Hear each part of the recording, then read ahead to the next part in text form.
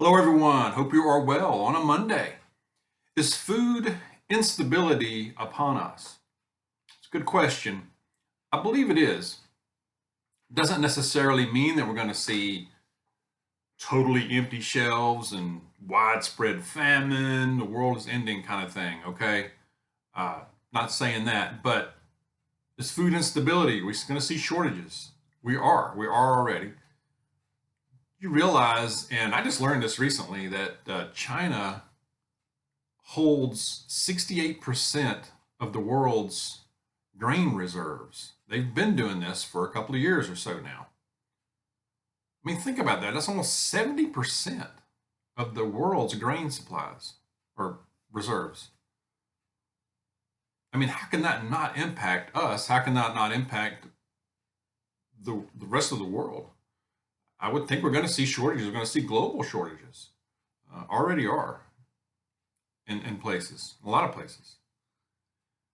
I think, and when you look at not just the United States, other places, but I think of the large city centers, the New York City, the other large cities similar or even larger, they're not self-sustaining. They're not self-reliant. They're dependent on the outside to ship in stuff, food, goods, whatever. So that's a problem. But it's been like that, I guess, for a while. And I think that may explain part of the push for the fake stuff. You know, the soy burger, the Whataburger, whatever they call that. I've never had one, don't want one. The tofu, all the substitutes for meat. You know, no, no, thank you. I'll do without. I want the real thing or vegetables. You know, I get protein from somewhere else if I have to. But I think we're going to see a big push for that as well. You just seen the beginning of that. But food instability, there was an interesting article shared uh, to me by a viewer, a subscriber, and I'm going to get into that a little bit more here in a minute. But what I've noticed in the last several days, I guess the last 3 or 4 days out shopping, we went to Kroger, Aldi, Publix, and Ingles, the main places around us. Don't have a Walmart real close to us, but from what I'm hearing from others, we're seeing similar at Walmart or worse as far as shortfalls in the aisles and on the shelves. And what I've noticed is the big thing that stood out, especially yesterday, was all the bagged salads. I think that may be due to a recall. I did see something where there's a big recall going on with salads, processed bagged salads. They did have heads of lettuce for like $3 or $4. I'm like, no, no, no. Lunch meats, very low. Pasta, canned soups. We make our own soup here. We do that a lot. It's much better. Make it like we want it without all the salt or not too much salt.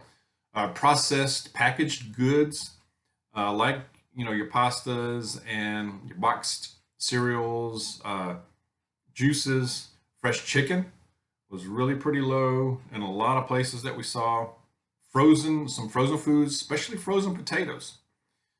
Various produce. I was really surprised, a little taken aback by how low the produce looked at a lot of stores around here. Now we're in North Georgia, and it was low, and it didn't look that great, and the prices are jacked up even more. So you're paying much more for much lower quality. The produce is very disappointing. Um, Toilet paper, hit and miss. Some places look better than others.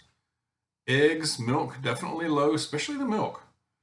Bread seemed fine overall, but just a lot lower than I've seen it in a while in a lot of areas in the stores. Even during Christmas, the holidays, it looked a lot better. So interesting. I think it's more than just weather delays. I think that's part of it as far as why we're seeing the shortages. Transportation, processing, a lot of staff are sick, truck drivers. And what I'm hearing from other people in the last day or so from grocery insiders, the main thing they're seeing, at least right now, as far as getting shortages or not getting all of what they order is because of a lot of people being sick or out, from truck drivers to distribution people to in the store, just putting the stock up. So that's part of what we're seeing right now. Uh, is this going to increase? Is it just temporary? Is it going to subside? Hard to tell for sure. From what I'm seeing on social media, there's a lot of pictures and videos of a lot of bare shelves. Depending on where you live, it may not be as bad as other places. So it seems to be a regional thing in a lot of places too. So this article that was sent to me, very interesting. It's lengthy. It's very insightful. It's got a lot of good information, a lot of information in it. I'm not sure I am on board with all of it, but definitely, again, very insightful. It makes a distinction between the supply chains, between commercial, like the schools, your restaurant, and all that, and the supply chain for grocery stores. Two different things is what it makes a distinction there of. And I will read a couple of things from it and share that. But starts out, it says the empty retail shelf or case for 24, 36, 48-hour period is not part of a systematic supply chain disruption. They are mostly location and regional specific out-of-stock situations caused by localized events, weather, and employee shortages. What we have been describing is a long-term supply chain crisis that will slowly unfold over a period of about a week or two and then remain a problem over a period of time, a period of maybe 6+ months. In the previous October, November, December warnings, we emphasized preparation and counted down a 90-day window. Now, as we enter the final 2 weeks before mid-late January, the date of our original prediction, it appears that some social media are starting to catch up and the larger public is starting to notice. Initial food instability signs in the supply chain. So these are the things to look for, it says. A shortage of processed potatoes, frozen specifically, and or shortage of ancillary products that are derivatives of it, or normally including potatoes. A larger than usual footprint of turkey in the supermarket. This is the last line of protein. Noticeable increase in the price of citrus products. Yeah, seeing that for sure. Sparse distribution of foodstuffs that rely on flavorings. The absence of non-essential products. The absence of non-seasonal products. Little to no price difference in the organic comparable different supply chain. I've kind of noticed that too, not as much. Unusual country of origin for fresh produce type. Absence of larger container products, shortage of any ordinary specific grain derivative. Example, wheat crackers. Big brand shortages. Shortages of wet pet foods. Shortage of complex blended products with multiple ingredients like soups. A consistent shortage of milk products and or ancillary products. At first, each retail operation will show varying degrees of supply chain stress according to their size, purchasing power, and or private manufacturing, transportation, distribution capacity. Let's see. These are all precursors to show significant stress in supply chain. Once these issues are consistently visible, we are going to descend into food instability very quickly, sector by sector, category by category. So it goes on in a lot more detail. Like I said, it does say some strategies, things you can do to offset the grocery shortages while possible. Buy the generic or store brand equivalent. Purchase the organic version. Purchase the powdered, not sure if I meant powdered, but powdered dehydrated versions, potatoes, milk, etc.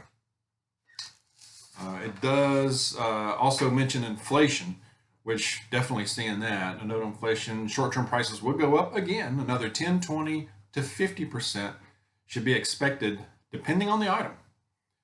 Those prices, they think those prices will eventually level off, but doubtful if they will ever come back down. Of course they're not. Let's see. Anyway, that I'm going to link this article in the description of this video, but super interesting. Other things I was thinking about as well. Let me know what you're seeing out there. Of course, you're seeing a big difference just in the last few days. And but the main thing I'm hearing again is the truck driver issue. A lot of people sick, people on quarantine, that kind of stuff is still a big issue. Local. I think local is key. If there's a way you can hook up with a local farmer or somebody who processes a meat in your area, that's even better. Somebody you can buy local directly from. Depending on where you live, check into that. So I think that's huge as well. And other than that, let's keep prepping, keep praying, keep stacking it to the rafters, keep stacking Jesus to the rafters. He is our ultimate and only hope, right? He is the great provider and will continue to do so. He's always with us. So let me know what you're seeing out there. Let me know your thoughts. I really appreciate it as always. God bless you. I will see you soon.